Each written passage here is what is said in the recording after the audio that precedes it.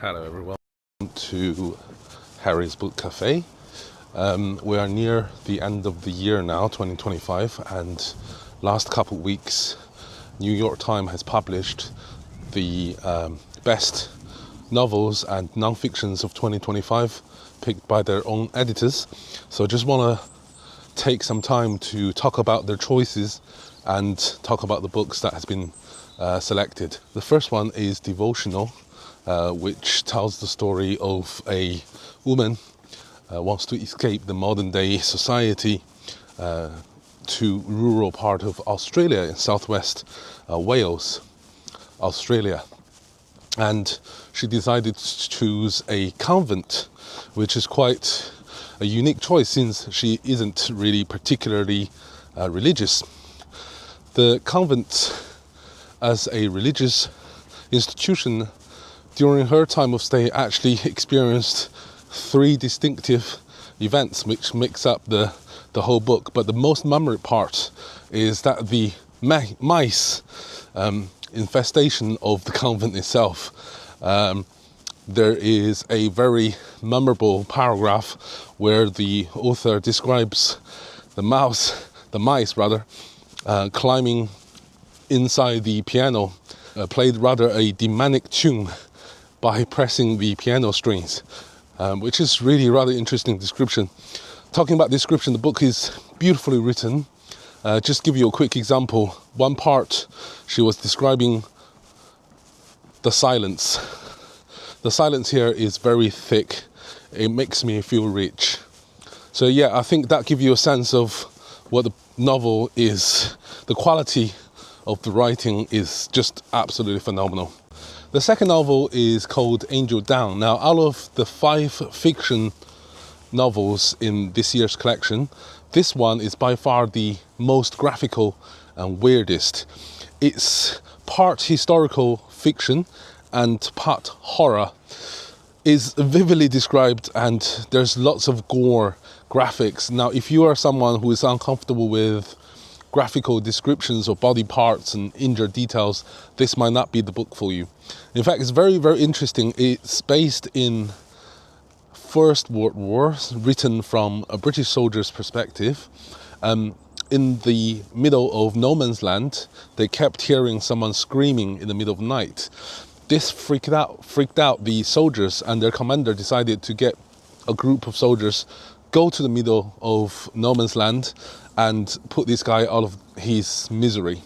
When they went to the no man's land, they realized the person who's making the screaming noise is an actual angel, a fallen angel, a female.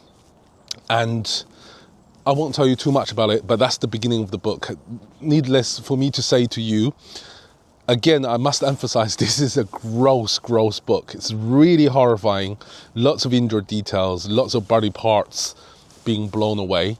If you love this sort of thing, this is your cup of tea. If not, give it a miss. Next novel is Director. Now, this one is the top pick by one of the New York Times editors.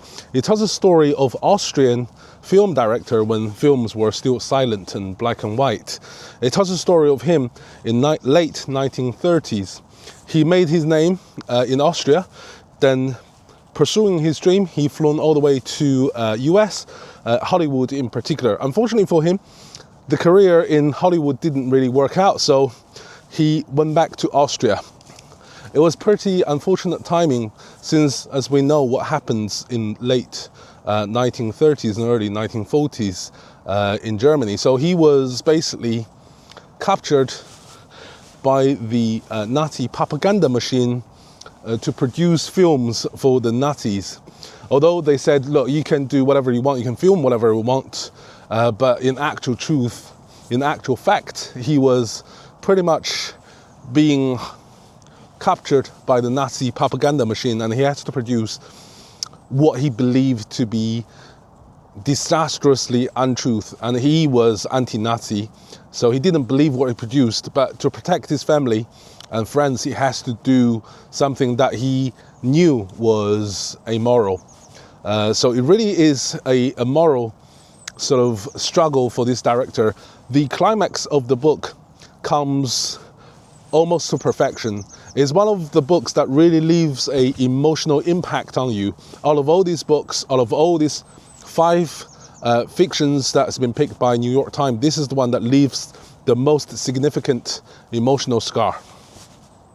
Okay, so the next book is called The Sisters. I have to be honest with you, this is the one that I know the least about. It tells the story of 3 sisters, Swedish Tunisian sisters. The story takes you from Sweden all the way to New York to Tunisia. It's all about the family being cursed. This is not a horror novel, this is more like a literary novel. Every single sister is really distinctively written. They have their own personalities, and it's about how they're trying to escape the curse that their mother truly believed was placed upon them. It's a huge novel, well over 600 pages, and if we can leave the curse part apart, this is really a study of human nature and human characteristics under different circumstances. A very interesting novel, but as I said, this is the one that I know the least about. But anyway, if New York Times says it's worth a read, then I guess it must be. Okay, now to the last of the fiction category. This one, again, is a massive book. It's called The Loneliness of Sonia and Sunny. Just like The Sisters, it's well over 600 pages. And again, this is perhaps out of all the other books, this is the one that I'm most looking forward to read in the new year, because I love stories set in India, and I love stories written by Indian authors, because I just think, like the dish perhaps, it has such a rich flavor, novels that's written by Indian authors.